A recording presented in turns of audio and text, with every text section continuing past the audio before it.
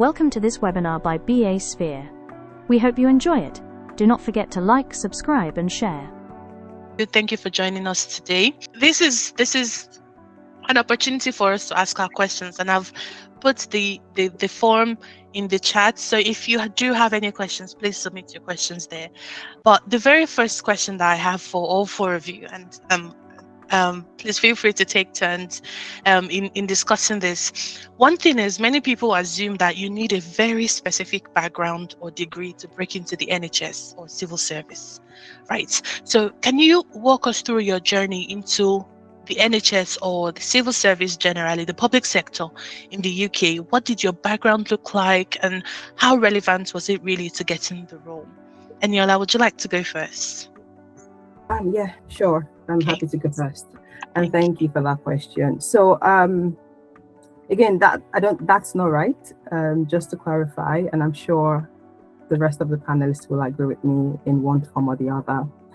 For me, just like many people maybe on this call, I completed my master's degree in international business and management, and then I wasn't quite sure what I wanted to do, because the nature of the course I did opened me to various options.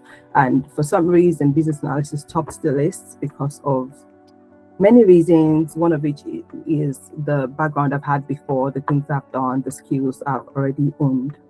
And very funny, when I got into the BSA, which is NHS, BSA, it's not exactly NHS, it's NHS Business Services Authority. I got in on an entry-level role, but I was very happy to have gotten in the first place, because for me, that meant that I had a foot in the door. But I was also very, very vocal about my intention, because I knew I had more to offer. So straight from day one, I was very vocal with my manager. I was looking out for opportunities, and I wasn't hiding it. And then 3 months into my role within the NHS, even before I had gotten through probation, I had an opportunity to move into the role that I eventually had within business analysis. And so that was it for me. Did I have any business analysis experience within the UK? No. Was it because I studied international business and management? Absolutely no.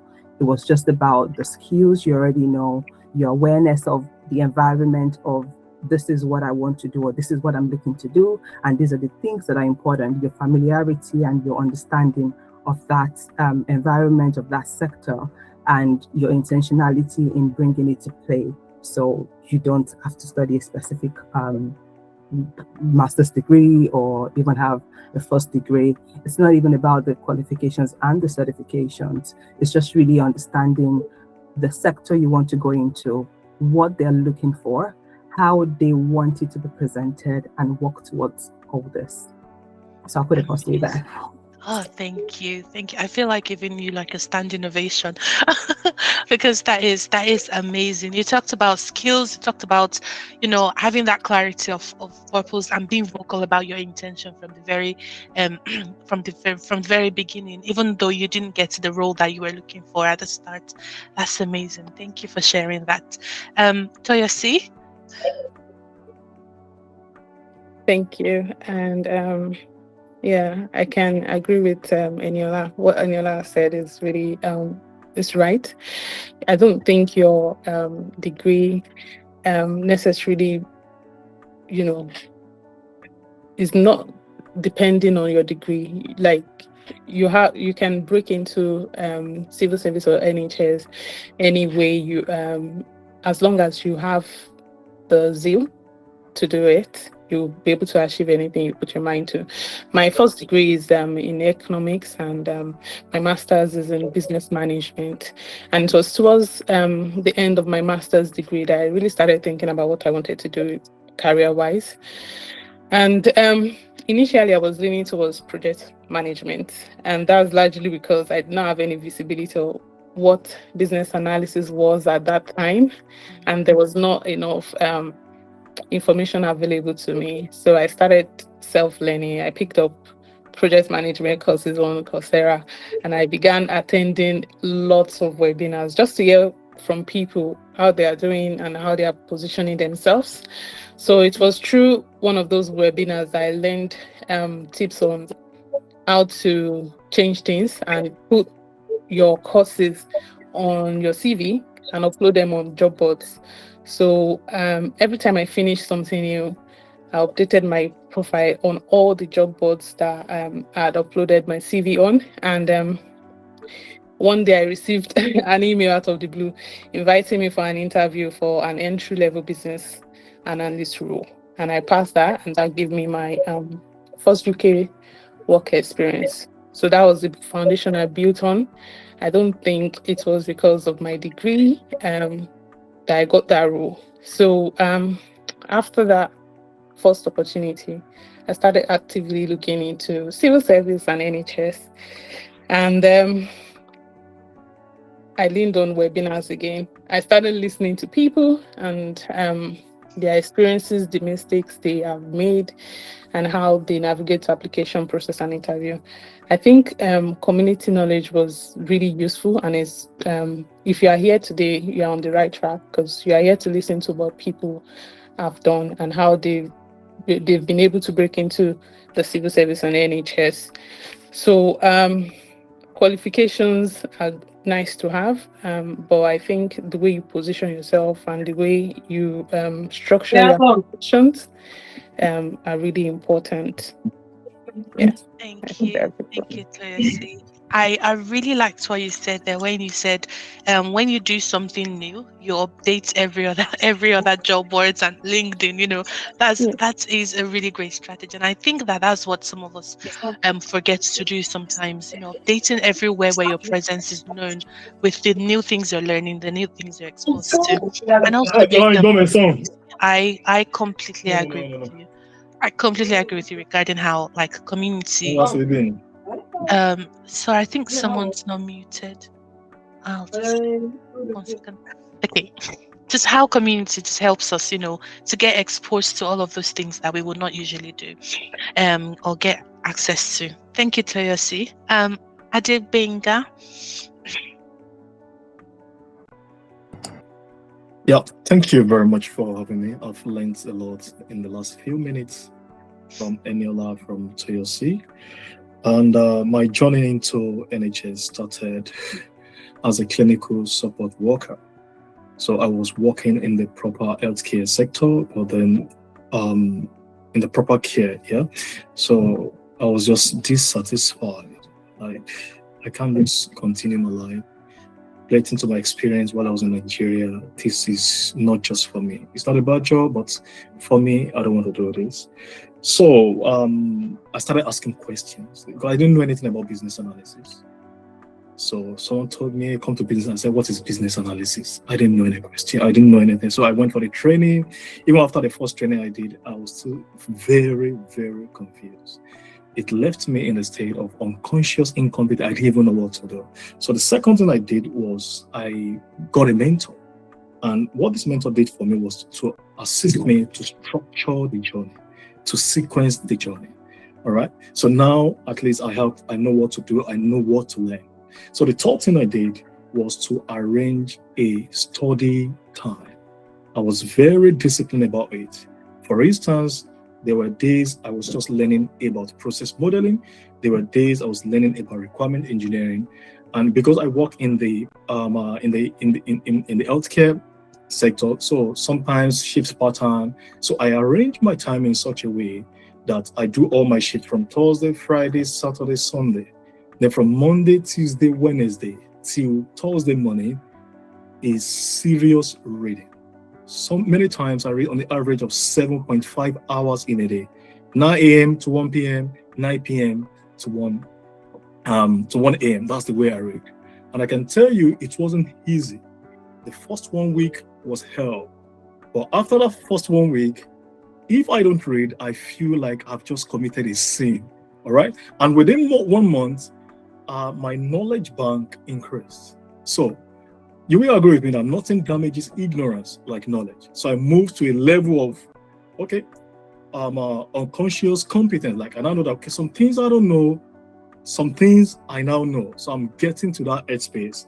So the next thing I did was now to start applying for roles. When I apply for a role, unfortunately, called me for interview. My very first interview was with Sky Sports. Honestly, if I was the interviewer, then I would not choose me because I was just saying nonsense. And how did I know I was saying nonsense? Now I mentor people, and when people tell me they go for training, I say, okay, tell me about yourself.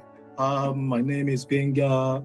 I'm from family of 5. Really? As a business analyst. So I now remember then when I was saying, so I clearly have that understanding of every journey, understanding. So at the end of the day, with my mentor, refining my answers, eventually I got the role. Even when they told me, oh, Adegbenga, congratulations for this role. We're happy to give you. I said, are you sure? They say yes. I said, are you very sure? Because it's been unfortunately, even at that time, I still really don't know what I was doing, but I was just leveraging on my mentor. And the day I resumed at the office, they came to pick me up at the train station. I'm just like, hey, I hope you guys know you are picking up a carer here. Just being very real with you, but from then is consistent reading. Nobody's going to do that for you. Consistent reading, then leveraging on mentor. So since then, I've moved into 4 roles within the NHS. And talking about the background, my background is in microbiology and, doesn't relate with business analysis. But the experience I was able to get as a clinical support worker is highly invaluable simply because I understand the processes, I understand the technologies, I understand the multidisciplinary team. I'm able to relate with the nurses, their frustrations, their pain, and it really made me a good business or a better business analyst within the NHS. And since then, I've fallen in love with the healthcare sector, and this is where I want to try, and this is where I just want to be. So that has been my journey so far. Thank you. That is an amazing story, and we can all relate with you, Adegbenga. And I think one of the things that we have been resonating between the people that have spoken so far is curiosity, gathering information, investing in yourself, and not doing it alone. So in one way or the other, we've not done it alone. We've not achieved our career goals by ourselves. You relied on a mentor. You also spent those hours of time investing in yourself. I think that is very that's something good that we can all learn from. And thank you so much for sharing that story, Adegbenga. On to you, Juliet. I'm sorry, I was just listening to Benga there and I was laughing the whole time. So for me, I think my own story is quite similar in some ways. There was something, I think it was Eniola that said that about clarity.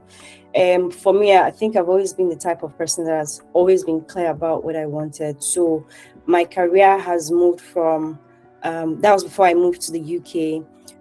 I've worked as a business manager, a program manager, a product manager. So all of that is just in the line of business management and projects. And I've gained lots of experience, especially across industries. So I've worked with on software projects in a software development company, delivering digital products and services for both governments and customers.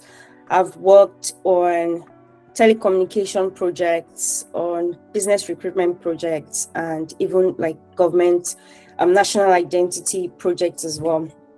So when I moved to the UK, I came to do my master's in international business management.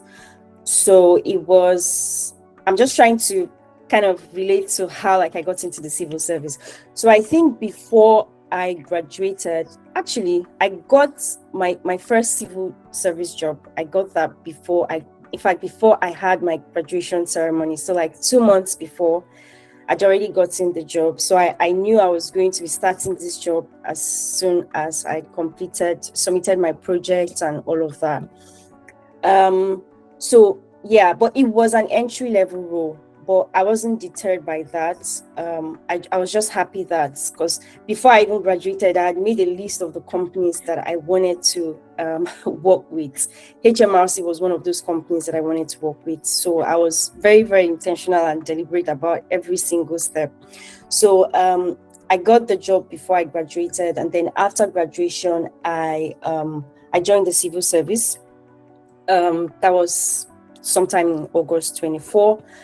And it was, so my plan then was, okay, this is an entry level role, because I think at that time I was an AO. So I was like, okay, this is an entry level role. I already had a plan that I was just going to put my head down, focus, and then once I had passed my probation, then I was going to run up like no man's business. And that was what I did. So I just after my probation, as soon as I had passed my probation, I started applying. Like I was just like, I think Benga said, you'd stay up all night. I was applying everywhere. What I was doing was I was focused on, so because I had already been in the system, I'd already spoken to some people there was someone that I knew already that was already in one of the roles that I wanted to get into. So I was already like getting insights on what to do, how to write my examples and all of that. So after I completed my probation, I just started, it was like a marathon of applications, applying to all the roles that I knew that my skill set, because remember, I already had like a defined skill set from all the roles I had in the past and all the industries that I'd worked in. So I mapped that based on, okay, this is what I can offer and this is what I want to do. Remember, based on my background, my study and all of that. So I just started doing like the marathon of applications. Yeah, you have the rejections, the unfortunately.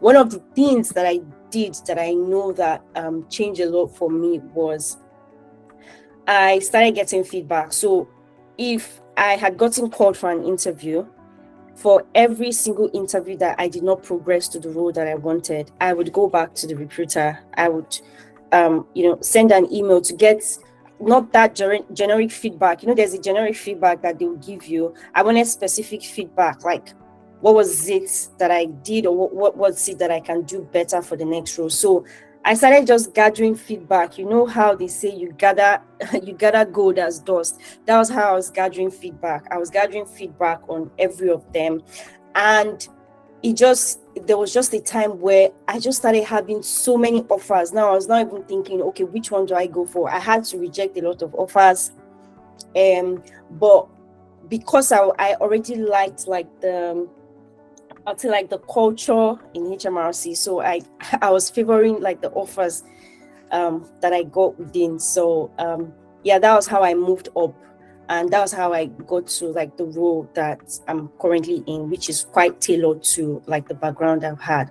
But to answer the question, this is just like a journey of how I got into the civil service. But to answer the question, you don't really have to like.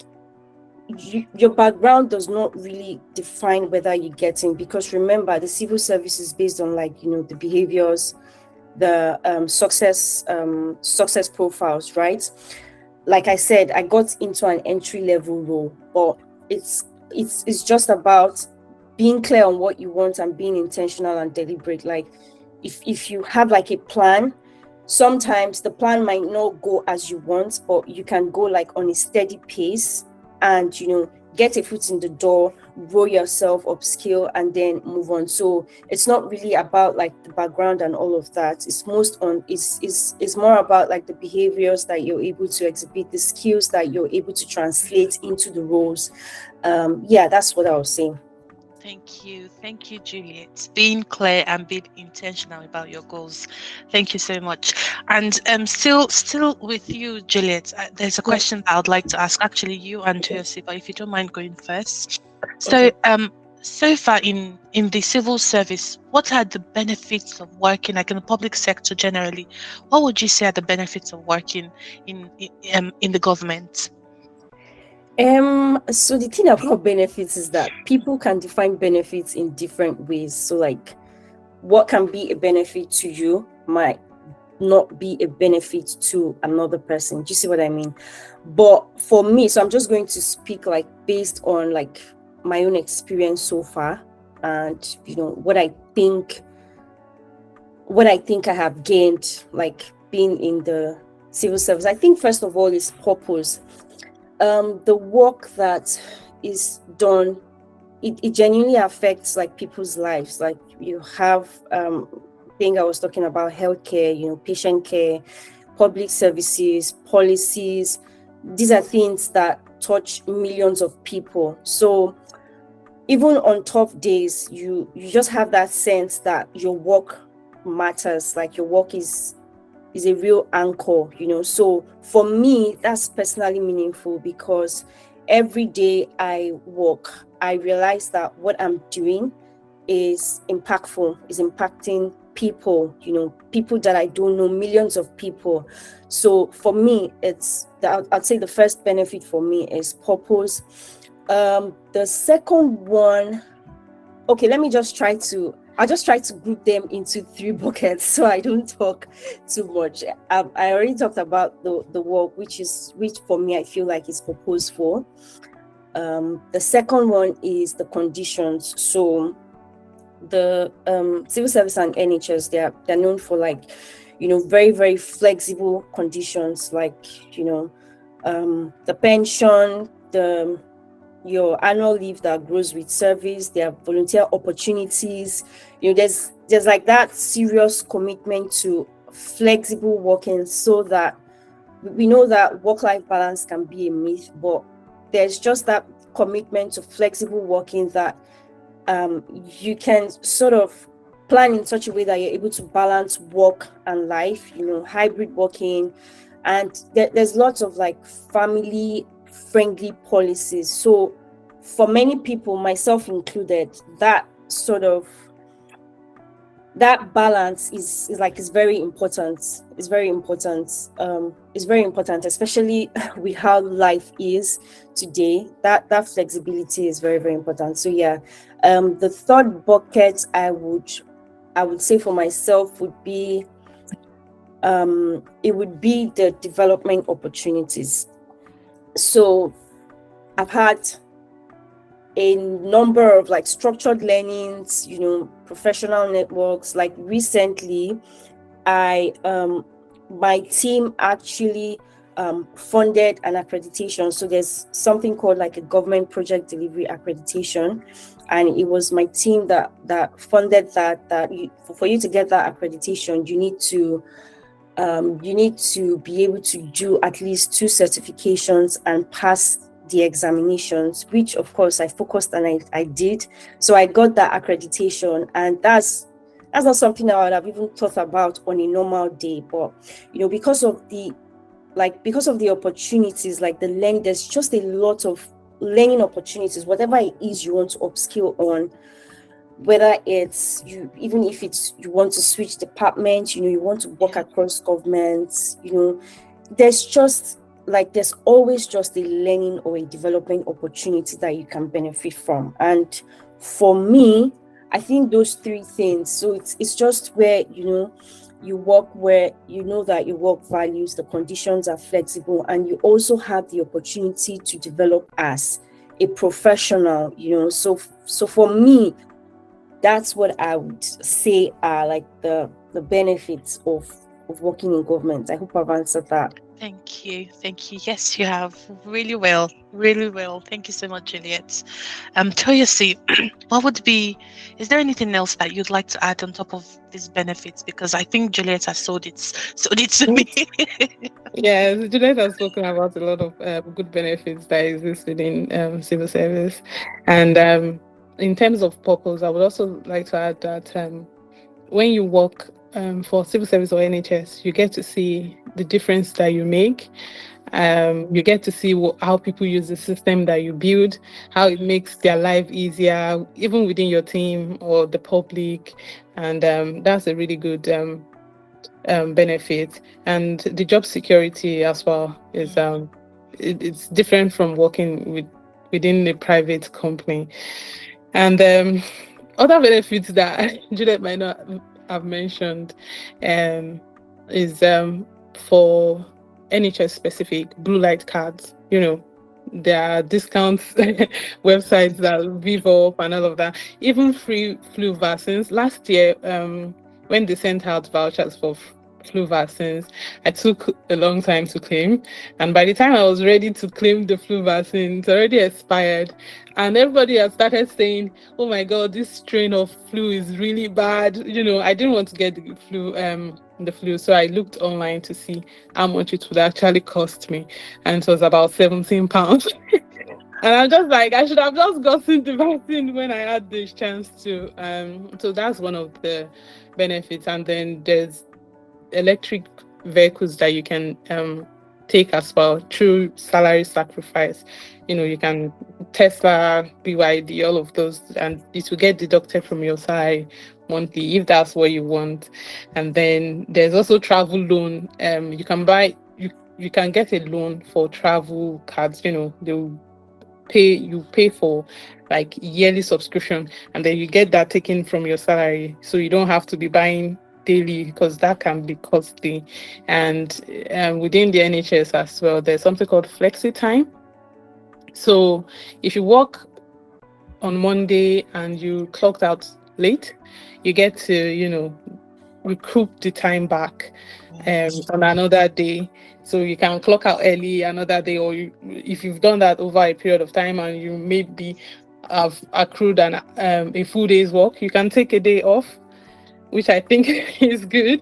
And then you have volunteering as well. If you volunteer probably in your church, maybe for 2 days, you get to claim those 2 days back as holiday, like even if it's during the weekend.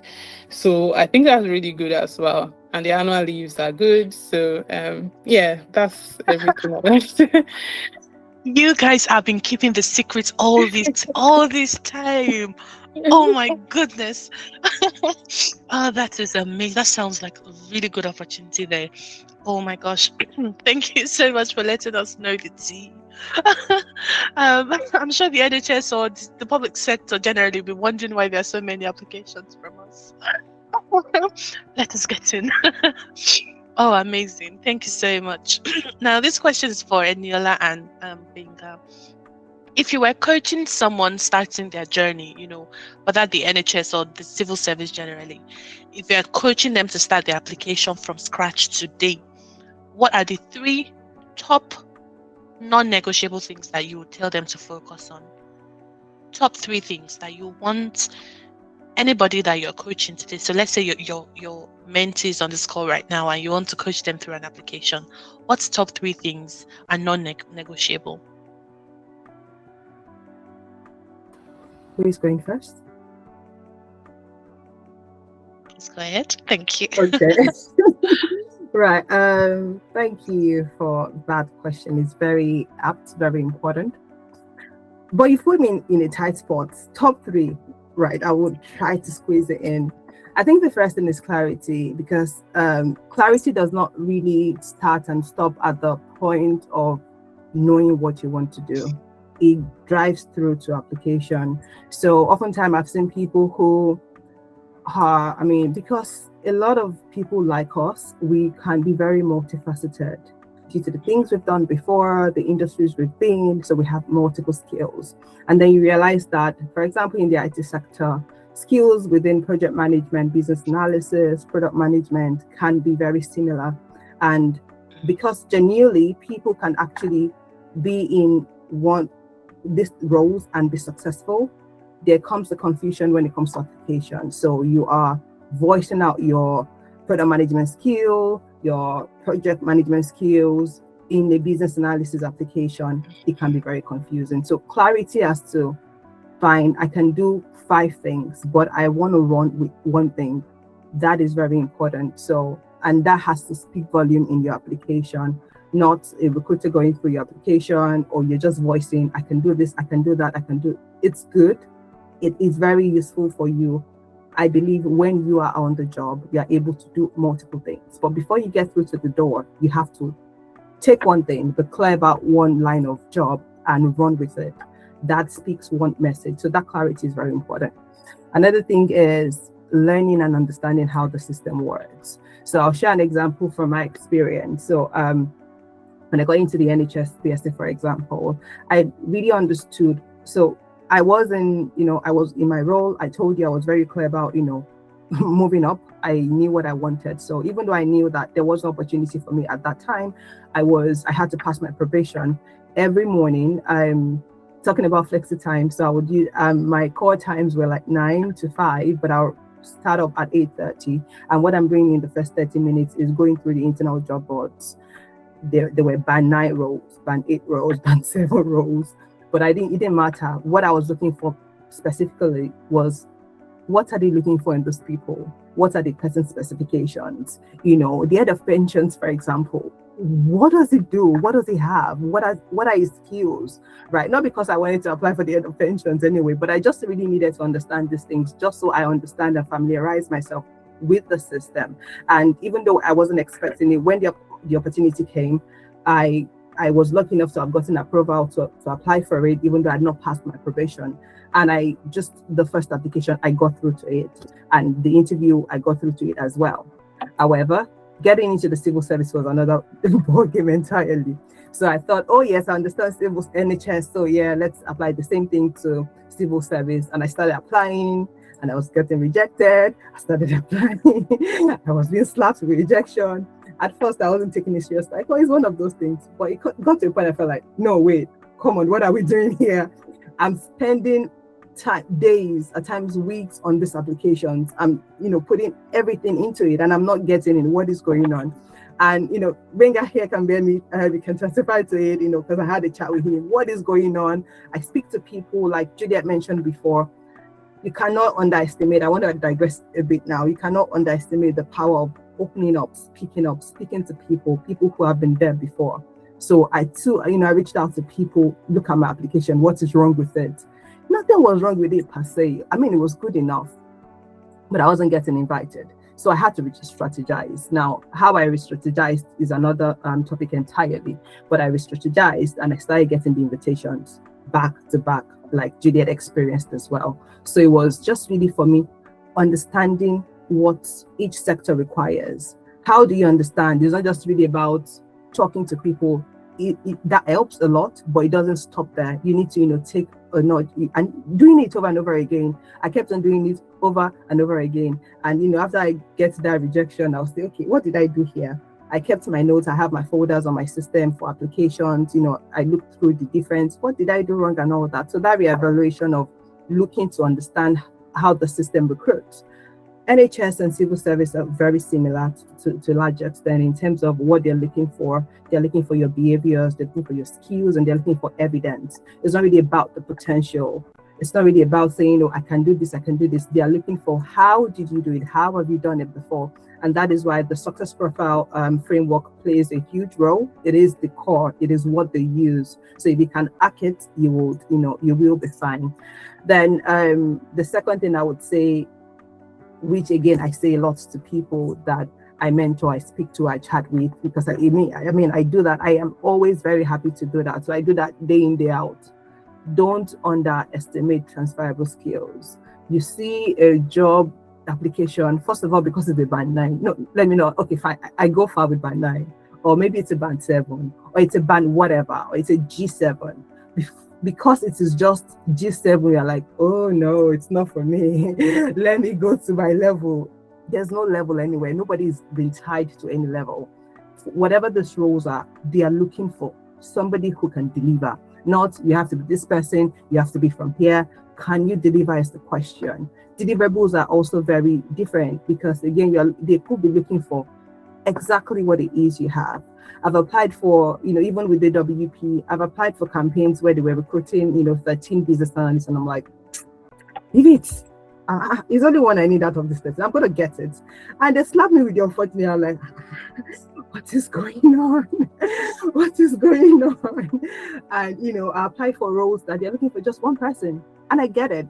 There is grace. I won't say people will say there's grace. There is grace, but there's also the what are they looking for factor. So it could be what they're looking for. It could be your skills that you're afraid to voice out those skills because you feel like you did it sparingly, you did it for a very short time, or you did it a while back, or you didn't do it in the country. It does not matter. Have you done it before? Sincerely evaluating yourself. Do you think you can do these things? If you can, put it to paper. Put pen to paper. That is what matters.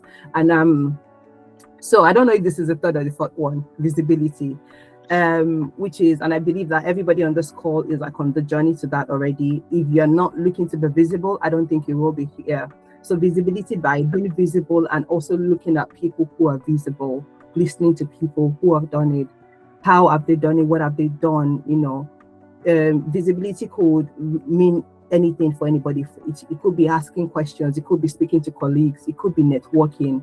It could be learning, you know, study groups. Oftentimes, you know, even within the business at the NHS, BSA, I would sit with, you know, colleagues who are not within my team, completely outside of my team. And I'm talking to them about what I'm doing, the project I'm working on, what I'm doing about it. And I'm telling you, these are like unofficial things, but I'll put a full PowerPoint presentation together to deliver these things. Why? Because I feel like I'm doing something that, even though they may be doing more than I'm doing, it's still valuable to them because I am doing it, they're not doing it. So they learn from what I'm doing, I learn from what they're doing, they give input. And you realize that the more you do these things, you get value. The value can never be lost. Value will be added, either from one thing that sticks with you subconsciously or something that you just actively write down because you feel like, I've not even done that before. I've not even tried that before. So that visibility really, really matters, and consistency as well. Don't show up today and not show up tomorrow. One thing that is about this journey is that the truth is the process is the process. It takes, it could take as long as it takes. For example, I remember when I started with my BCS diploma in business analysis, I was like, oh, 3 months, I'm done. It took 1 year. It took 1 year. And that was even because I was working in a system where there was support. So like Toyosi mentioned, I would work Monday to Thursdays, work extra 2 hours, 15 minutes, just so I could take Friday off. And I would go to the library. I studied the way I never studied when I was studying for my master's degree or my first degree. It just takes that sacrifice or the process. If you don't learn it, if you don't take your time, spend time, dig into it, be curious, ask questions, you won't really get it. And I feel like people are sleeping on a lot of resources. Now, because these resources are not structured, people overlook it. There are resources on LinkedIn because now people are posting, people are sharing knowledge because on LinkedIn, that is how they get traffic. That is how, you know, they can be known. But these are nuggets. People are literally coming to share their day-to-day. Guys, this is like, it's like I don't know how to put it, but it is gold, literally, because that is how you learn. You may not really be able to put it to use immediately, but trust me, 6 months down the line, 1 year down the line, something that has stuck with you, with your subconscious, because you've heard someone say something, will come to play. So clarity, understanding the system, how the recruitment works, how the sector works, what they're looking for, how to evidence it, stop underestimating your transferable skills and visibility. I will put a stop to that now. Thank you. Thank you so much. Thank you, Eniola. You've said gold a lot when you were talking, and your advice is gold, honestly. Thank you so much. Thank you. Okay, Adebenga, you're up next. Please tell us, coach us today. What can we do to succeed in our next civil service application? Yep. Thank you, Eniola. That's brilliant. And I'll just add some few things. She has said it all. So let's say you're right in front of me and you say, oh, I want to apply for civil service. Unfortunately, I want to apply for NHS, unfortunately. So the first thing I'm going to tell you to do is take time and read through the job description, the essential criteria. If you don't understand it, not a problem. Take it into AI and tell AI to explain to you as a 7-year-old boy. So it breaks everything up because that's how it clarity. What are they looking out for? Once you can have that, I can tell you have 50%. You know it. All right? So the second thing I will tell you again is when writing your supporting document or personal statement, please write it in such a way following the STAR technique, especially listing out your actions, what you did. I did this, the tools you use, the stakeholder you engage with, your output, your skills. Mention everything there. Ensure your situation and task all together. Then finally, your the result, just one line. Measure it. But key thing is your action. And I'm saying this experientially for someone who has done over 40 interviews in the last 1 year, 2 months. I've been invited for interview. It shows I'm doing something right. And if you have been getting, unfortunately, still show it's a feedback. Something is still wrong. All right. So the next thing I'll tell you to do is when rounding your supporting document personal statements, let it reflect why you want to work with them, especially their values. NHS don't joke with that. Their values. Right? Then the next thing I'll ask you to do is, please, if you are hunting for a job and you mean business, right? Ensure you apply within the first 5 days. You know why? Especially when you're new. We have some principalities and power who are also trying to change jobs. So they will be writing that, and if you mean business, that, okay, I want to get around in the next 3 months. In the next 3 months, first 5 days, once you see the job advert, apply and tailor your application. I'm sure in this community, they've shown you how to use AI to tailor your application. Applying for a job is not easy.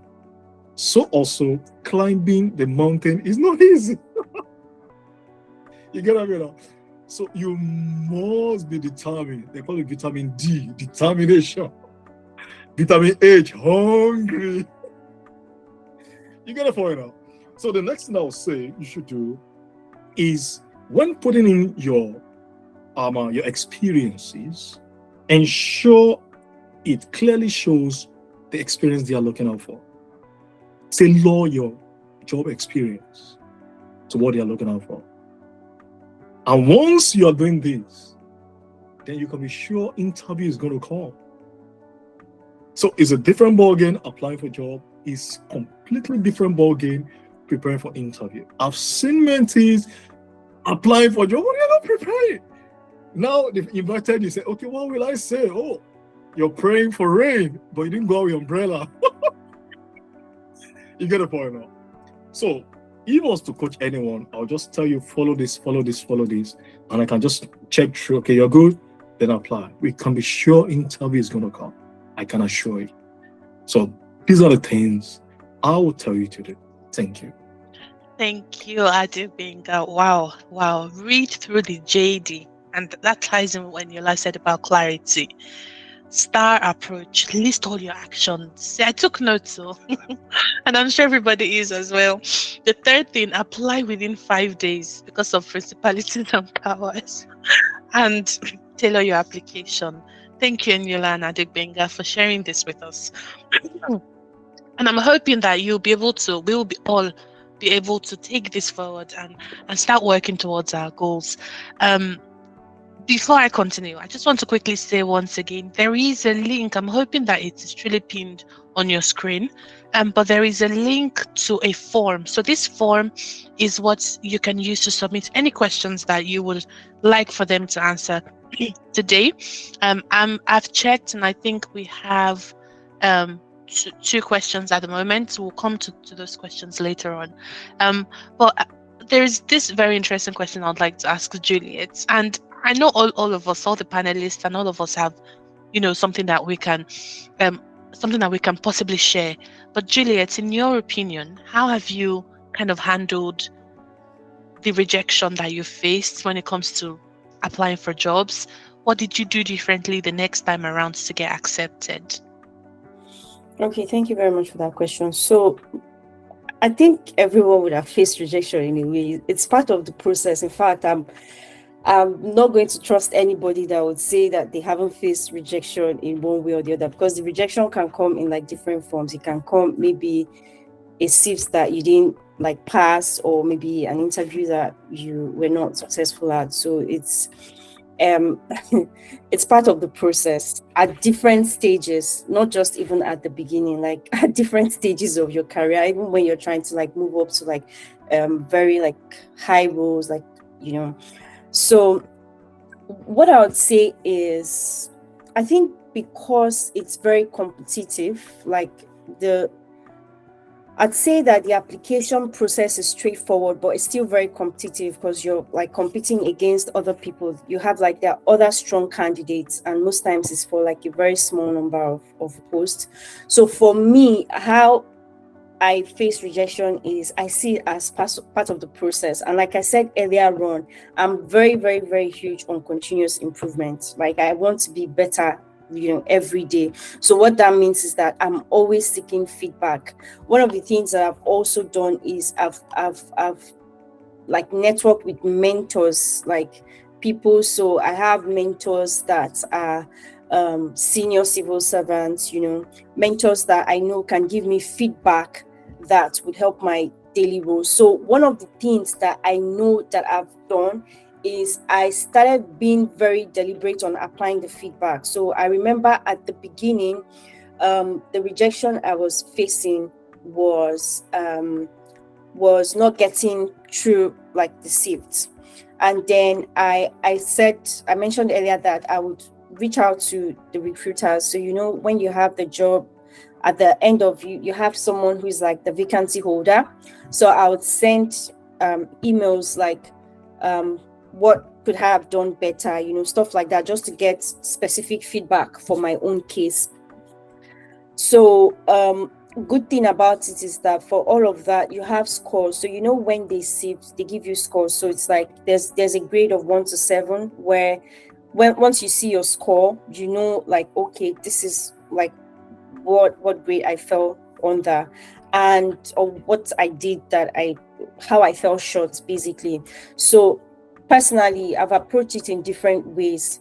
At first, what I did was I got a mentor within my current department, and at that point, for every like application I would want to submit, I would just have them review it so that they could see how I could make improvements. So I got past that stage of SIFT part and now getting called for interviews. When you get to that part also, you can also face rejections, even though you've done like everything you think you could have done, or like you did your best, absolutely. But what my honest like advice is just, it's feedback at every stage. Whatever stage you're facing the rejection at, like, be open to ask for feedback. Nobody is going to help you if they don't know the problems that you have. So be very, very open about getting feedback. And another thing, which I think I can mention it here, so Tosin, right? Tosin.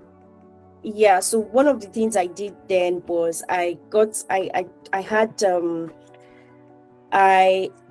already been part of the BA community. I'd already been part of the community for a while. So I think there was like an opportunity for mentorship and coaching, and I had gotten onto that program. Tosin was my coach then. And I think I had like a group of other people. I think we're about 7 or 8, I can't remember, but we're a group of people. So what we did during that period was we had like live mock interview preparation. So if you had an interview around that time, it was like serious grilling. Everybody's grilling you. So it was just like putting you on the hot seat before you get to the interview. That was one of the things I did, and I know that really added so much value, because it was also helping to sort of build your confidence. And sometimes one thing, especially with interviews, one thing that I notice is that most times people know what to say. It might just be a case of them not being put together, or not having that confidence to be able to voice out and structure what they have to say. But they know the role, they have the experience, they've done it.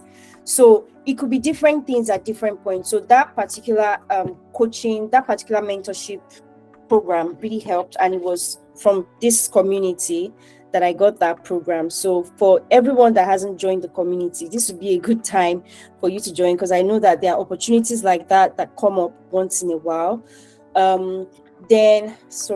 I'm just talking too much. Let me try to let me try to put everything together. So yes, I've talked about asking for feedback, and also you intentionally seeking out opportunities for mentorship and people that could help. One of the things that I did, I think you asked what I did better to start like getting acceptance, was to now apply the feedback that I had gotten. So feedback in terms of writing like your personal statements. I remember one of my mentors then used to always scream in my ears. She would always say, show, don't tell, show, don't tell, show them, like, you know, based on the civil service success profile is quite straightforward in terms of like the competencies, the behaviors, and all of that. So my mentor will always shout, show, don't tell, show, don't tell. Don't tell them what you can do. Show them what you have done, you know, show them, give them like examples. And yes, before I forget, one of the things that I also applied was journaling, right? So I started being very like, I started paying attention to like things I was doing at work on a daily basis, and how those things can be reframed to specific examples, you know, because sometimes when you now want to like write the examples, you now sit down and be like, okay, examples, what am I going to write? But you've been doing all these things on a day-to-day basis. You organize meetings with stakeholders, you organize meetings with suppliers, you're speaking to suppliers, you know, you're working on this, you're working on that. So I started journaling everything. So every significant thing that I know that I've done in some way, I would write it down. I have folders. So it's just to always like document it. Documentation is very important, because if you don't document it, it gets to a point where once you want to like start writing those examples, it will look as if, okay, I haven't done anything. So like really documenting, that's one of the things that I learned earlier on, and I learned that from my mentors. So yeah, I think it's just a combination of all these things, asking for feedback, seeking mentorship, and you can even have mentors across. The mentors don't have to be like maybe in your own department or something. They could be just across, people that you know that maybe have that experience and have, you know, they have like they have that feedback to give you. And also it's also good to like have like active peers, people. I don't know, I even have a friend on this call, so I don't know if he's on this call, but one of my friends also, there are sometimes when you don't, you know, you're trying to work on a statement, you would have to meet other people that have, you know, also succeeded in certain areas. Just ask whether from your peers, from seniors, and implement. It's not just okay for you to ask. Like, if you have all the knowledge and you don't apply it, the knowledge is useless. So as long as if you get a feedback, whether it's from the vacancy.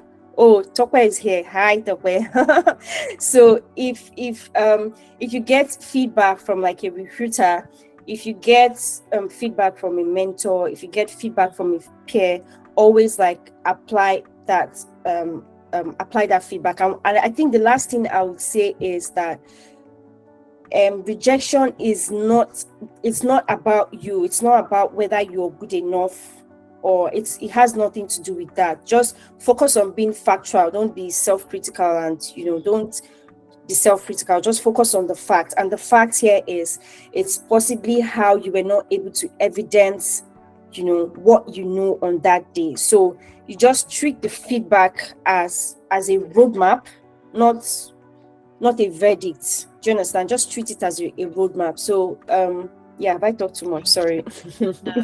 Thank you very much, Juliet. That was candid advice that you've just shared with us.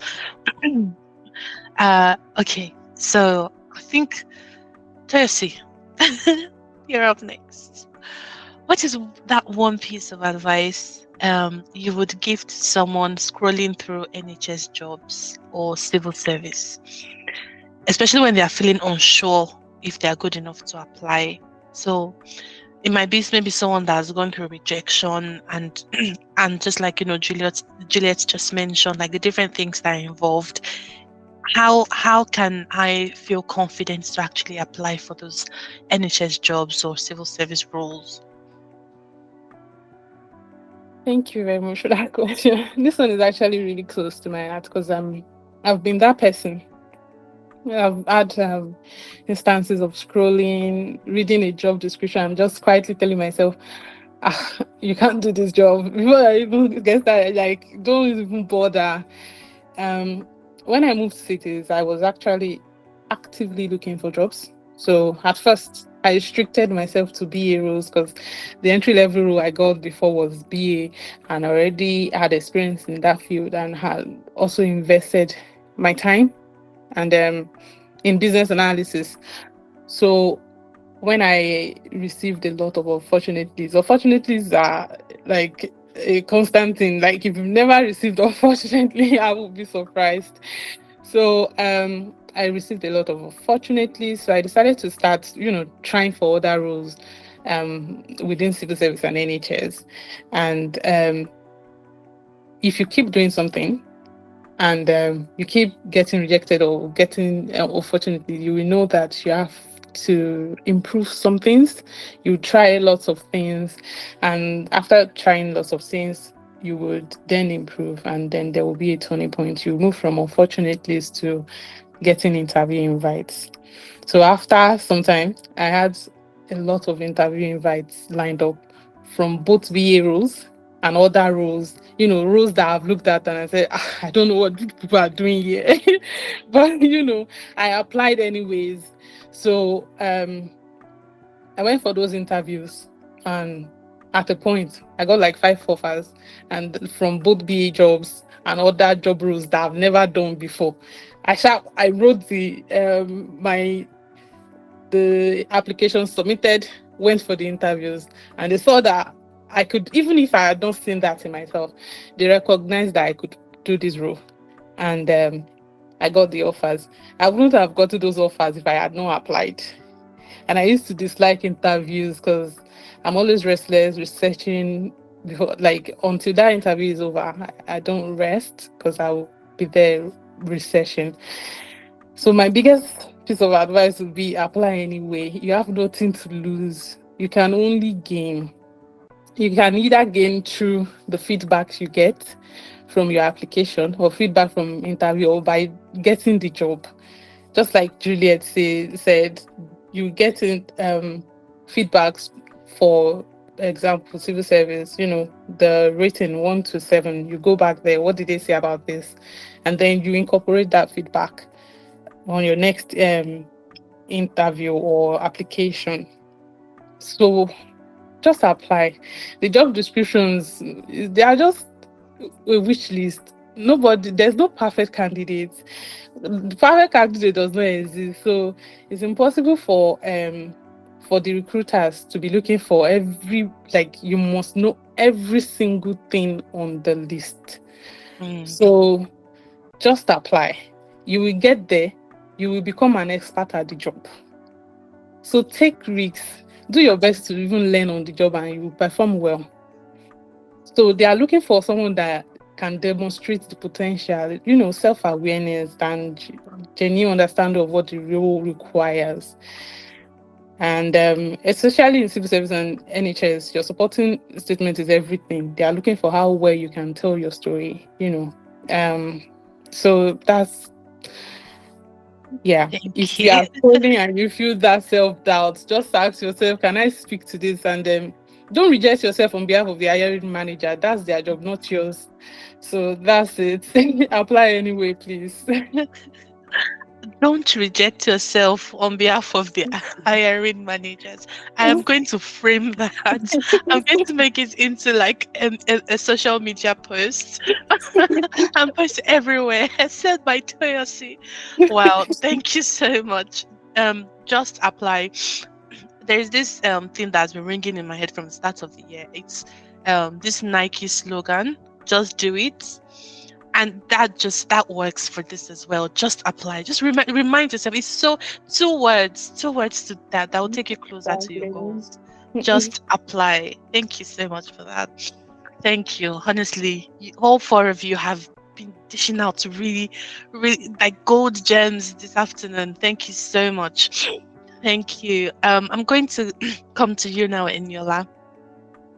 So, and this is for some of us that probably like in the early stage of our careers, people that are already in the early stage, maybe entry roles, or they've not yet gotten to where they want to be, but they are somewhere they've started, or maybe they've even gotten like a BA job, but they just, or a project management job, a job in this space where they want, but they're just starting out.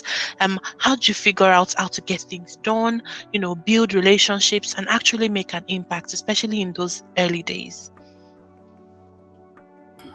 Thank you for that. So I feel like once you're in, you've like won a big chunk of the battle.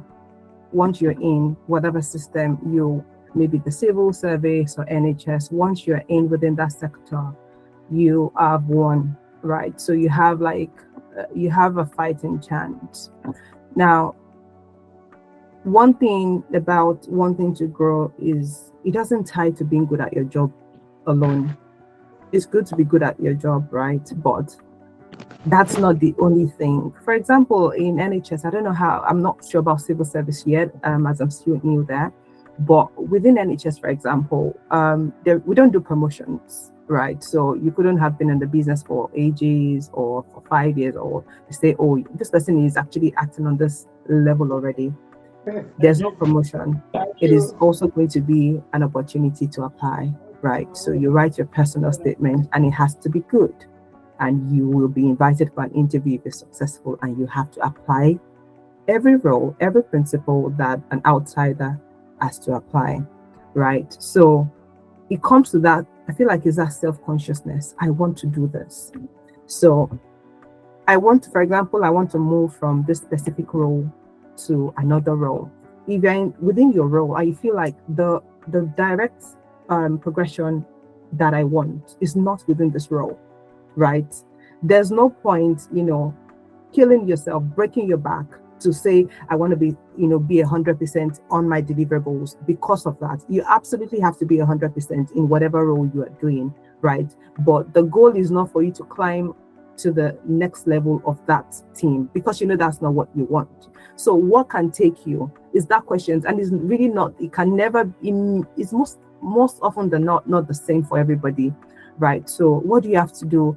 Is it that what this requires is that you need to be performing on that level already without being asked? Is it that you have to be proactive? You have to, do things on your own. You have to be able to show some levels of skills by, making decisions, being proactive even before your manager says this. You already understand the process. You already know what to do. It could be that to, jump onto the next level, if that is what or where you want to go to. And it could be just having to completely go outside the box, talking to people, speaking to people who, what Julia said about the fact that she has a mentor who is within a current team or current area of business, that is absolutely spot on. Those are the ways you can do it. When I started at the BSA,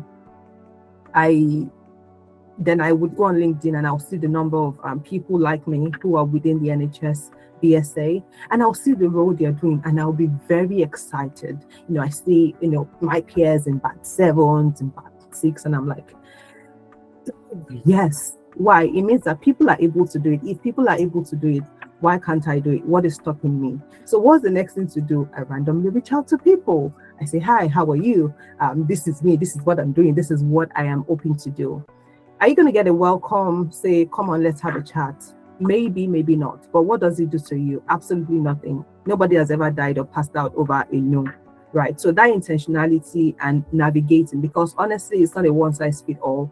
What applies to you in this situation may not necessarily apply in another situation, even for the same you. So it's really understanding the terrain. This is how these things work, and this is where I'm going to work. So this is how things can work where I'm going to. Could you be maybe you're already within the business, so you could do some certifications, you could join. Don't underestimate the power of joining communities like this. You will learn. And it could even be sacrifices, right? So don't sit down to say, I'm waiting till I get here so that the business will sponsor me for maybe certification or a course and all that. If it requires you having to take money out of your pocket to do it, please do it. If it requires you having to pay money for training. Another thing I feel like people underestimate a lot is, training that are organized by these kinds of communities. Honestly, what it does for you is that at times, depending on who you are on with, it could be I'm not sure if I'm going to get the value I'm looking for. You could also get it. At times, you don't get the specific value because value is also very relative, right? So even if you don't get that specific value you're looking to get, it could be someone you meet along the line or you've connected with over time that would be that value you're looking for. You didn't go there to pay for that person. You didn't go to pay to meet that person. However, you met that person there, right? So that also plays a huge role. Don't take, if you feel like there's a training or there's something they want to do, please do it. Volunteering is also key. You don't really have to volunteer within the organization. If there's something you want to grow into a particular role, if you look around and feel like the opportunity to progress within my organization is limited, please look outside. First of all, you're not tied to that business. Really, nobody is going to get an award to say, oh, I'm 20. I know people are appreciated. A colleague of mine recently turned 20 years in the business. We gave a shout out at the team meeting. They probably will get a voucher. And that's it. I don't think anybody's destiny is really tied to an organization. So if you feel like this organization is actually not feeding me on the level that I want to go, please look elsewhere. And also for volunteering, if you feel like you like the organization, you want to stay there, and you don't mind how long it will take for you to get to that point, you could stay there, but look outside, do things with people, reach out to people. This is what I do, or this is what I can do, and I can do this for you. And don't just be the one that will reach out to people, then you're gone. When they actually need you, when you commit to something, commit yourself and see it through in ways that you know that you can. And then build evidence intentionally. I know that a lot of people within my business area, for example, who do amazing things, but they don't know what they're doing. I'm seeing what they're doing and I'm like, look, if I get the chance to do half of what you're doing, I'm going to become this head of NHS specialist. I will be. I'm joking anyway, but my point is they just do it unconsciously because it has become what now? Unconscious knowledge or unconscious skill, it has become a part of them. So if you then ask them to say, how do you do this, or how have you done this? Like Julia said, you're like, I'm not sure. So you have to be intentional. For example, I do a weekly report. What does that do for me? As a matter of fact, my weekly report has to be in on Fridays or maybe first thing Monday morning. I wait till Monday morning because it helps me to be reflective of the previous week.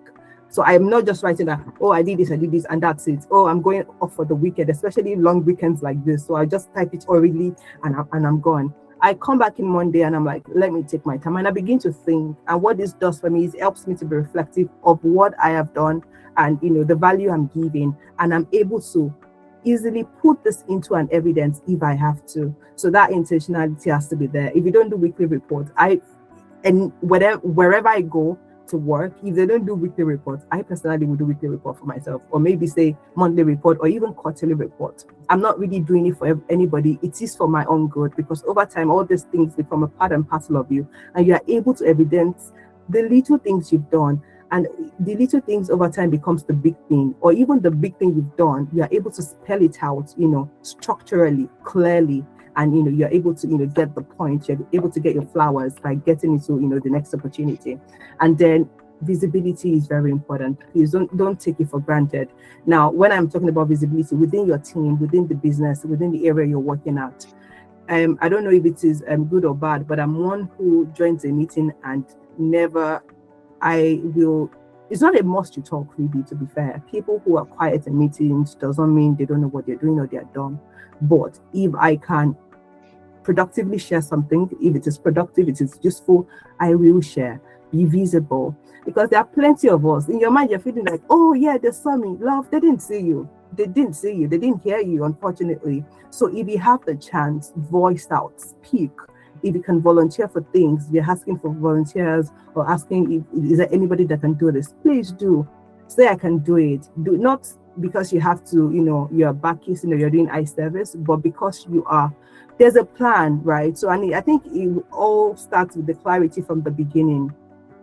This is what I want to do, and you're doing everything you're doing. You are being informed. So I'm doing this. Why am I doing this? There is a reason I'm doing this. I'm not just talking because I want to talk. I'm talking because this is the message I want to pass. I want there to be a consistency that for every time this lady volunteers to do something, this is what she's volunteering for. So if there's an opportunity that comes in that line, they're not even thinking far. They are thinking towards you. Or even if it is not an opportunity, but if you want to go and do something there, there's something you've already built. So I feel like that visibility, don't take it for granted. Visibility doesn't mean if you feel like the area you're hiring, because it happens to the best of us, where you feel like the area you're in, they just don't want you to be it.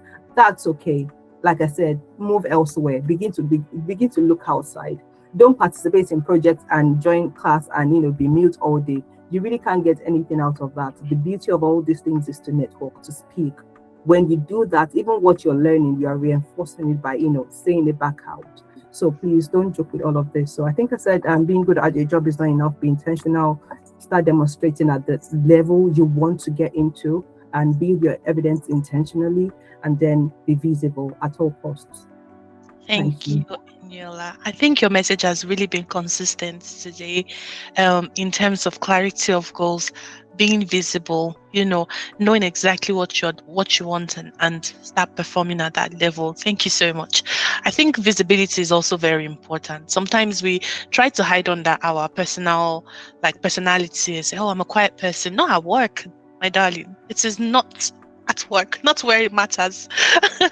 Not for the wrong reason. When you're quiet at work, they just see you as someone who can't do it. They don't understand the many reasons why you're quiet, right? They just feel like, oh, you're not comfortable. She's not comfortable talking to people. If you're not comfortable with talking to people, there's no way you can handle stakeholders, right? Exactly. So you can't afford to be shy. You can't afford to keep quiet. You can't at all. Absolutely. Thank you so much. Okay. Thank you, Eniola. Thank you, Juliet. Thank you, Toyosi, Benga. Thank you so much. We have some questions. We have about 7 of them. So 7 people have sent in questions, and I will start to ask those questions. Most of these questions are for Benga. I have one for Eniola and one for every other person. So Benga, you're on the hot seat. you're going to be very busy for the next few minutes. So the first question for you, Benga, is, what would you say are the main differences in responsibilities between a BA and a senior BA within the NHS? You're muted.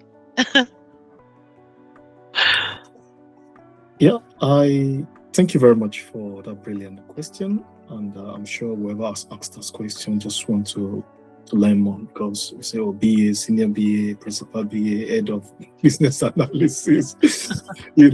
All right, I do have some things listed up here. Okay, so just permit me to check something from my screen. First, within the NHS, a business analyst role can range from band 5, band 6, band 7, band 8, then, So currently I'm in band 7. And also I have a friend that we started this journey together. He moved straight from band 6 to band 8. All right. So when you talk about the NHS, yes, it's one NHS, but different trusts, different ways of working. I can assure you, as someone who has been with 4 or 5 NHS trusts right now. Okay. So the band 5 is mostly the associate or the junior business analyst. So at this point, they just need that you have the capability to do this job. So yeah, you're going to be supporting the senior business analyst. Probably they tell you, okay, pick up this task, capture this process, follow me to the workshop, be my scribe and stuff like that. Then as a band 6 business analyst, please, when you're a band 6 business analyst, you are not a junior business analyst. You can also classify yourself as a senior business analyst, because I've seen some trusts that their senior business analysts start from band 6. All right? Don't be like, oh, I'm not band 7. No. Even on your profile online, don't put business, just put senior business analyst there. So at this point, you're operating independently. You can add a work stream. You can have some junior business analysts right under you. So at this point, there are levels of expectation from you as a business analyst. And if you're a band 7 business analyst, I've also seen another trust, their band 7 business analyst is just business analyst. Not even senior, but it's a band 7. Like I said, different trust, different way of working. So as a senior business analyst at this time, you're responsible for your team. You are heading the work stream. You are coming up with reports. You are delegating tasks for junior business analysts. You are also responsible for the quality of their output. However, depending on your own skill set, if you feel you have the skill set to lead people, to manage people, you can go for band 7. So at that point, you won't be saying, oh, I did. What is expected from me is, oh, I led a team to do this. I was responsible for this for my team. So it is more responsibility as you go up. All right. So, however, still in the NHS, for example, my friend who is a band 8 now is not really managing anyone. But because of the trust in leads, their senior business analyst starts from band 8. So, however, if you have a master's, don't sell yourself short. You can work in any band. It's not to manage people.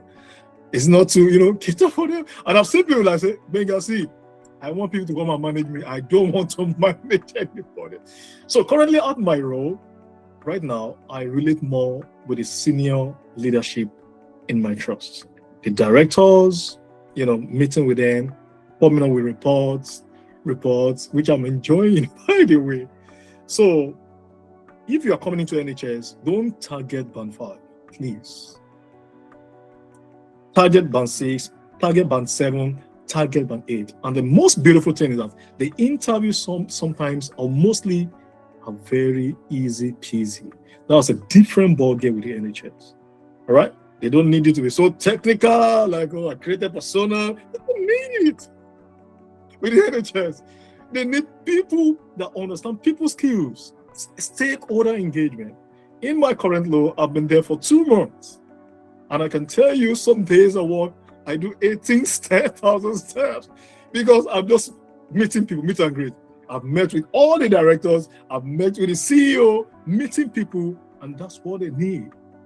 That's what is going to get you the job done. You know what I mean? Without your skills, anyone can learn skills. But within the NHS, people's skills is very, very important. So it can be band 5. If you're not sure of yourself, fine. Band 6, band 7, but go for any band. You will survive. Because you know why? You will be shocked when you see somebody in band 7 like, I know more than this person. Oh, there's nothing to do. And please, don't stick to wherever you are. When I started, I was a band 2 as a clinical support worker. I know getting band 5 there as internal staff, they will look me less. Like, no, is this guy? No. This guy always bring blood sample to us. No. I had to look elsewhere for a business analyst role. So I think that should answer your question. Thank you.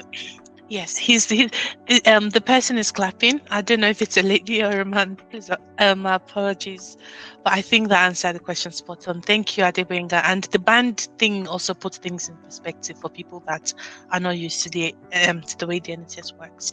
The next question for you now is, what if you don't have a BA job experience prior to your application? How do you tailor your CV? And I think this is more like your supporting statements. How do you tailor your application?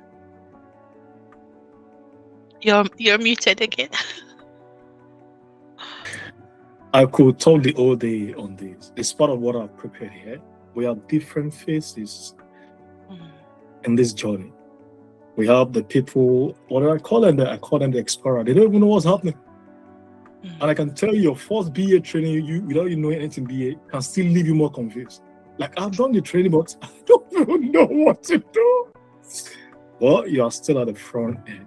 So if you don't have any experience after as a business analyst, in terms of the practice, there are still experiences you've had. If you have ever planned you coming down to the UK, is a project. You've identified stakeholders, the UKBI, the bank for your proof of fund, the school, those are stakeholders. All right. So you can pull them together wherever you've been working. For instance, I didn't have a proper BA experience right from Nigeria because I was an entrepreneur, but all the experience I've been able to pull together. And I did this, I did that, I did this. Even if you're married, you're speaking to your children, it's a kind of interview workshop session. And then I'll be family meeting, workshop session. When I was working as a clinical support worker, I was having one-to-one session with a patient. I was having a focus session for their family. I was able to relate everything. But if you don't have any experience, please, I want to beg you, get a mentor who's going to say, okay, do it this way, and you will get there. You will get there, sure. Thank you. That last bit is very important. Honestly, anytime I talk about my journey into business analysis, I always mention one person, Mr. Dayo. This man, his name is Adedayo Anjorin. On LinkedIn, I sent a message to hundreds of people on LinkedIn. I just go into business analysis. I don't know what I'm doing. Help my life. That kind of thing. But it was the only person who reached back to me, and he put me through. He helped me. He gave me assignments. That kind of thing. So people like that are gold. Excuse me. So Beng, another question for you. This is from Emanuela. That you mentioned that when you started as business analysis, you created a structured study plan. You went for training, got a mentor, and focused on specific topics rather than just taking random online courses. As someone transitioning without prior experience, I sometimes find the amount of information online overwhelming. How did you structure your learning roadmap? Which core topics did you focus on first?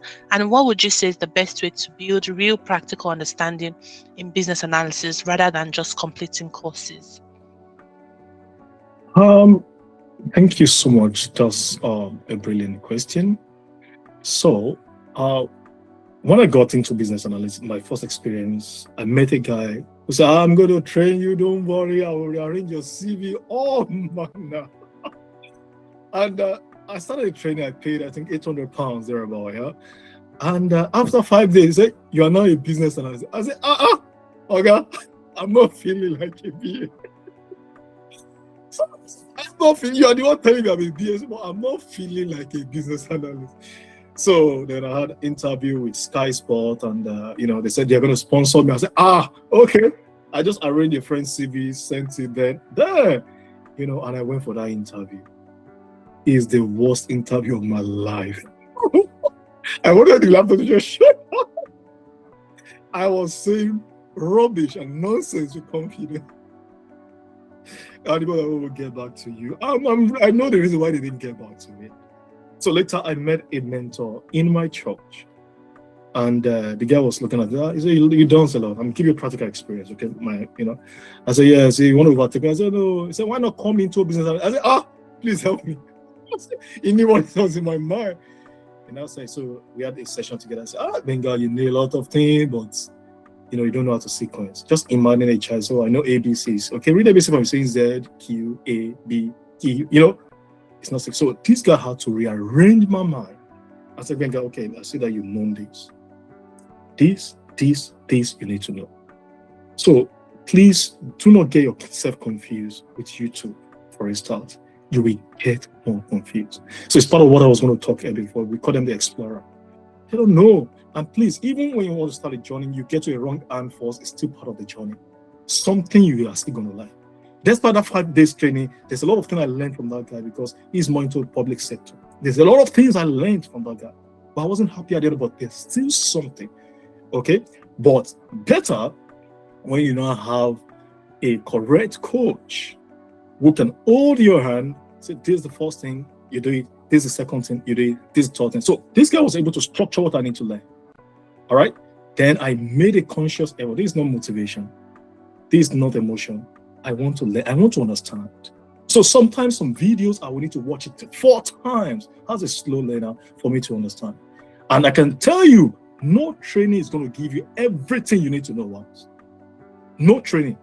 But many training will give you what you need to get started.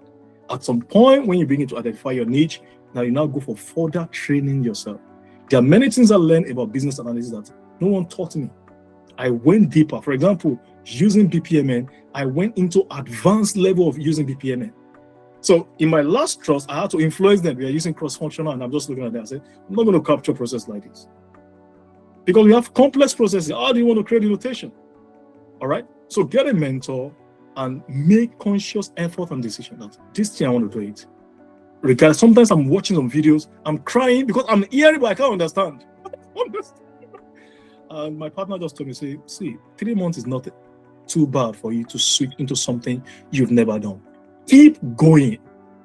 And the more I know, the more I realize I don't know. You get what I mean now? And it got to a point. I went for a training. The other guy said, what are you doing here? You know everything. I didn't know I've been reading. You get what I mean? So I'm not going to take time too much. I'm just going to pause there. Thank you. Thank you. Thank you so much. Emmanuel, I'm sure this really helped.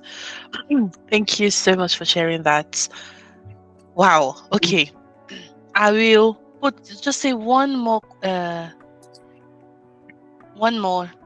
question for you. I did bring that just because you have like different questions here.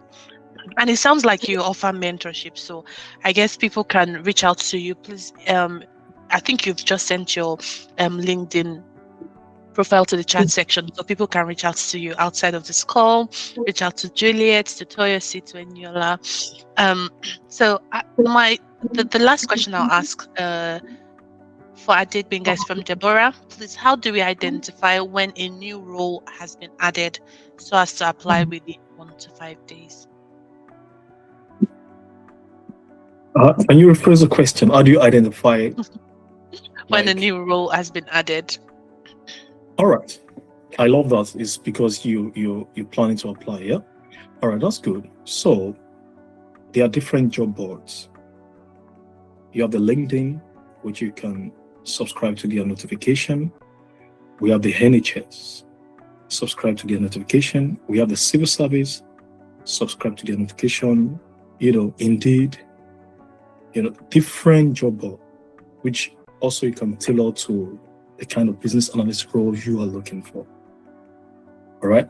So that is what I do, and that's what I advise people I guide also to do. All right. So I don't know if that will be sufficient for you, but that is exactly what I do. Another thing is being in the community.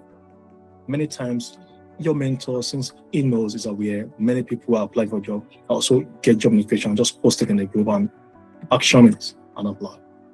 And I've seen situations where you're connecting with people online. I give you a good one. I went for one job interview. I was called for an interview, and I had to reach out for people in the organization. Meanwhile, this lady has done that interview before. She just presented all the questions I was asked. And why not? The same question exactly was asked. And I got a job, though I didn't take the offer at the end of the day. So that's another important thing you need to learn to, build connection. For example, now I have a folder where I have a list of all the interviews I've been to in my life. My application, my supporting document is there. All the questions they asked me. One of my friends was invited for an interview in Wales, NHS. I said, come, don't stress, come, just come. This is the presentation they're going to ask you. These are all the questions. Go and return with testimony. And that was it. You got it. That was it. And just before I just wrap up, I just want to say thank you for this session. And I have two people I just have to say hello to. I know Zainab is on this call. I don't know if you understand, but imagine there's somebody from NHS that is there. No.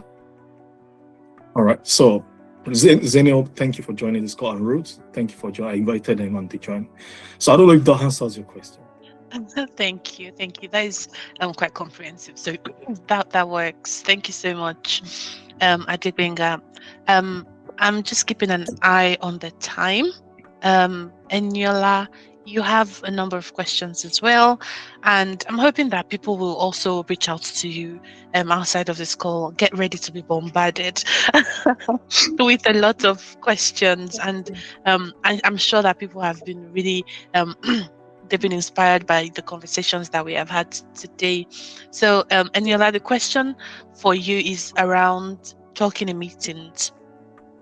So Rachel mentioned that she is struggling with that but what she does is message a manager about ideas and in the end her contribution becomes visible, but she really wants to talk, but sometimes she doesn't find the words or feel nervous even when she knows what she's saying will be very valuable. How can she develop these skills and become confident? Okay, thank you for that question, Zainab. I feel like nearly everybody at some point would have, felt jitters when they're in team meetings, especially the one that includes people that are like maybe above your pay grade, managers, superiors of one type or the other. However, one thing I know for sure is that we beat ourselves up the more than how much error or mistake or whatever we make. And the question I usually like to ask is, what is the worst that will happen? Oh, I stuttered, or I pronounced the wrong word wrongly, or whatever. Oh, maybe people will have reactions immediately, but trust me, the following day, people are on about the project and the problem and the blockers. They would have forgotten. And imagine the suggestion you gave. I mean, now you give suggestions that eventually they run with. That is amazing. It means that you have things to share. It means that you are productive. It means that you are valuable. How much more if you voice it out there? I mean, there's instances where you could reach out to your manager, they could implement it, but never even give you the credit. It never gets to the other room, to the SLT that, somebody will just present it as their own ideas, right? And that is not good enough. So okay, let me try to think of ways that you can actually get rid of these things. If you join communities like this, for example, where whatever community where people are gathered on a call like this, learn to participate, right? Unmute, ask questions, give contributions. There's something I learned over time that when you're in a meeting or when you're asked a question, even if you don't have like the response to it, even though you don't have if you don't have anything else in addition to share, comment on an observation somebody made and agree. Don't just say, oh, I agree, or oh, it's fine, oh, nothing to share. No, always be that one person that would say something, even if it is to agree with something that has already been said. If you have a group of friends, always get together to discuss things. If there's an opportunity to lead something, very little thing and very, very little, lead it. That is how you build yourself, right? So you just have to be intentional about putting your voice out there, and don't forget, what is the worst that can happen? People don't even laugh. I mean, we can be very somehow, we can give ourselves looks at, what just happened? Half of the time they're not even like that, maybe it looks one look here and there, but that's it. They don't remember the following day. Work goes on, life goes on. So please build it, whatever it costs. If it means joining communities, presenting, volunteering to do presentation, volunteering to lead something, those are the ways you can build those skills, and over time you get comfortable. If it means if you have kids or family members, sit them down and say, this is what I want to go and say in my meeting, and say it to them. Just practice it. If it means having to speak consistently, get on a call with a colleague before you get into that meeting to put yourself in that mood where you are already speaking so that you are comfortable. Please do it. Whatever it takes, please get on it. But don't be that one who has things to say but is not able to say it because you're scared. Don't be. Nothing will happen. You're going to be okay. Very okay, as a matter of fact. Thank you, Eniola. Juliet has her hand raised. No, I just wanted to add to what Eniola said about volunteering. Like I always advise people to volunteer for stuff, especially because it could build like other skills. So like it could build your speaking skills, it could build your planning, organizing skills, all of that. And there are always opportunities to volunteer for one thing or the other, whether it's in a community or an event. It just helps to sort of build all those other skills that will now come in very handy at work. Thank you, Juliet. The funny thing is, whilst Eniola was speaking and Juliet raised her hand, I smiled because I was going to also build on what Eniola said, and then Juliet raised her hand. I was going to say that sometimes when someone is speaking at work and you want to say something, you don't want to interrupt, you're feeling nervous about it, raise your hand. Like use the Teams, I don't know, whatever you use in your organization, use that button to raise your hand and then prepare to speak. That way to help you to overcome the fear of interrupting, because that was one thing I had to work through. Exactly what Eniola has just done. Like literally just raise your hand so that the next person knows, oh, Eniola is about to speak. Eniola, do you want to say something? You're muted. I mean, that's perhaps because that was what I just did, and is because I don't know the cut short, but I also wanted to say something. Another thing is, I feel like knowing what works for you.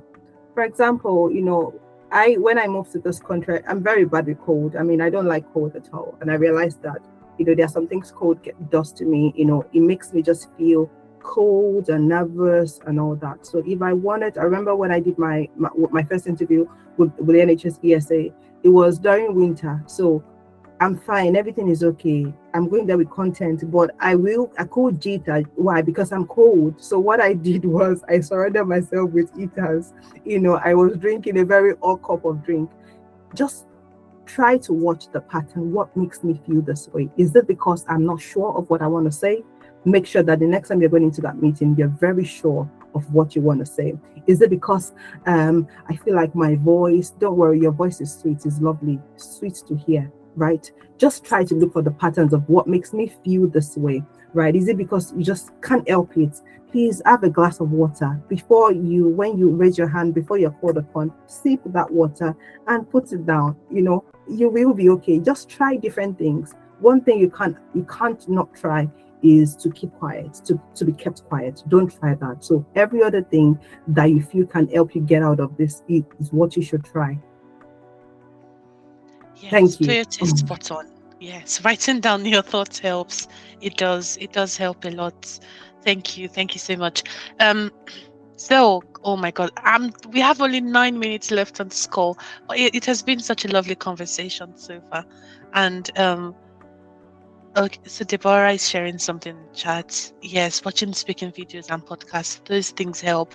We still have some questions, but what we will do is take this away and see how we can come back to everyone with responses to these questions. We'll work together with Eniola, Juliet, Winger, and Toyosi to come back maybe in our next newsletter. We'll find a way to get back to you, definitely. We will not just leave your questions unread. But thank you so much for this time that we've spent together today, learning all these things. And I just, before we call it a day, I want to ask for all the panelists to just give one final word, say maybe 1 minute, 30 seconds each, to just give us your final thoughts, final words, take home for everybody here today. So Toyosi, would you like to go first?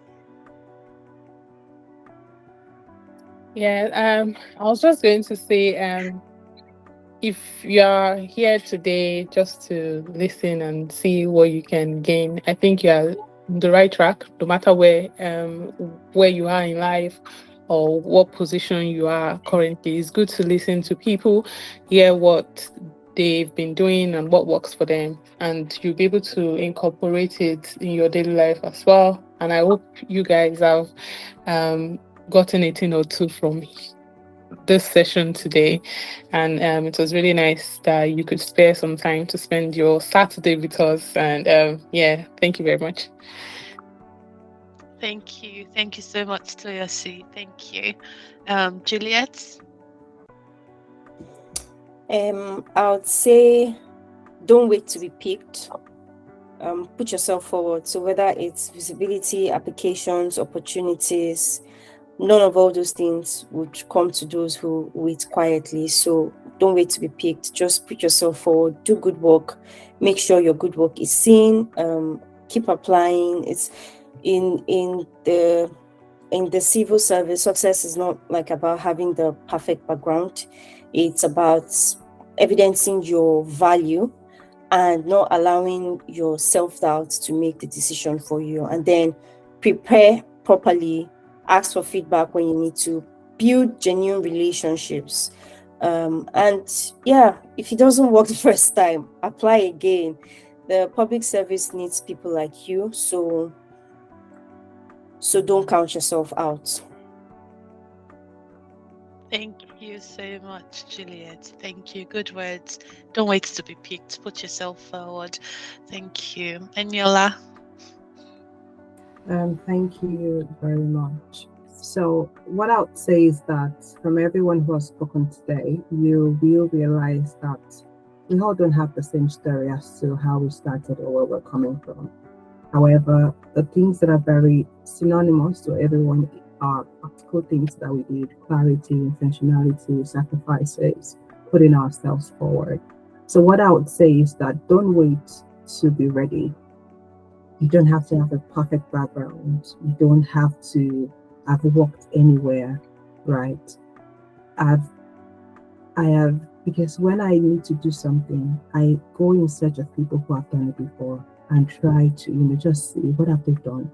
And one thing I've realized is even for people who were born here, bred here, they're from here, they all don't have the perfect backgrounds as well. I've seen people who are leading business analysis practice saying at some point in a particular year, they went for business analysis training, they did this, they did that. So what more people like us who have just come into here? And remember, if you're people like us who from where we're from Nigeria, trust me, you have something to offer. You have value. If you worked in banking, there's nothing you cannot do. A lot of us took on one role and delivered 5 separate job roles in that role back in Nigeria. A lot of us can successfully present 5 different CVs and deliver in all of them. So don't count yourself out. Nearly everybody has said that today. Don't feel like you have to be ready. Just take the leap. Put in those applications. The way to hack systems, the way to hack NHS, civil service is to keep doing it and keep reevaluating. So don't wait. Do the work, put in the sacrifices, but don't wait to be ready. Do it all together. Just go. And you'll be fine. Just go. Just go. Just apply. Just invest in yourself. Thank you. Adebenga. Well, first of all, I would just want to say the organizer of this program, thank you, you're doing well. I feel there's a part 2 should come up because there's a lot to share, that's going to help people. And secondly, I want to thank all the professionals on this call. I know there's some people, they're also professionals on this call, but they are listening. You understand? Thank you for staying put. And also, I wanted to know that the secret of men is in their stories. All right? So sometimes I'm just on LinkedIn, I don't like posting, I'm just observing. Watching everybody, let me hear, and I'm just observing. You got me now. And I think the next thing I just want to say is all the panelists, thank you very much. I have sent friend requests to all of you. To Juliet, to Toyosi, I've sent friend requests. I want to come into civil service, so Juliet, I'm coming. All right. And the next thing I just want to say is please start before you are ready. To be honest with you, I've been at every phase of this journey and I know how you can feel. I was working in a care, like, when I do this BA, IT, are you sure? And I've gone to this, I know what I'm doing, but interview is not coming, job is not coming. You got me now? And I've got to a place that nothing inside this BA again. That's at the level of unconscious competence, like you don't think about it. They bring me a job, you do it. So then get a mentor, don't forget. And at some phases, you need cross mentorship. One mentor is not sufficient. Okay? Then be disciplined about your study and routine. Don't say, I'm too tired. This work is taking my time. The work that is taking your time, it is only one day you have free. That one day, invest about 5 hours into reading. All right? Invest about 5 hours into it. I'm very big on continuous, personal development. My weekend, right now for this call, I'm on AI. I'm learning AI. I'm creating agents. I'm just learning because I don't know what is coming. Tomorrow there might not be business analyst again. But as it's moving, you can't just stop in this country.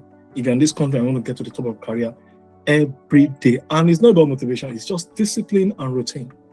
discipline and routine, ensure you follow it. It took me 5 months to break into business analysis. 5 solid months. And it can be the same for you too, just being consistent, follow your mentor and go after it. And before you know it, they just call you, oh, hello, we are happy to give you the job. I'll be like, are you sure? I say, yeah, then I take it. And the rest is history. Once you get your first job, second job will come, third one, fourth one, and at the point, like, I'm not even doing busy again. What else is available? Let me do. So thank you so much for this time. I really enjoyed myself. You want to connect with me on LinkedIn? Why not? Connect with me and we roll. We roll. Thank you so much. Thank you. It's been such a huge pleasure meeting you, seeing your faces, and learning from you today. Thank you so much to every single person that actually attended. It's 2 p.m. now. We've come to the end of the session, and we still have 60 people on the call. That is massive. Thank you so much, everyone, for giving your time to today's session. My name is Tony Falade. So please feel free to reach out to me or anybody within the BA Sphere community. Join our community. I've sent the direct WhatsApp link actually in the chat. So please feel free to reach out and see you soon. Thank you so much, everybody. Bye. Well done, Bye, everyone. Thank you. Bye. Thank you. Bye, everyone. Thank you for watching this video. Please remember to like and subscribe and stay tuned for upcoming webinars.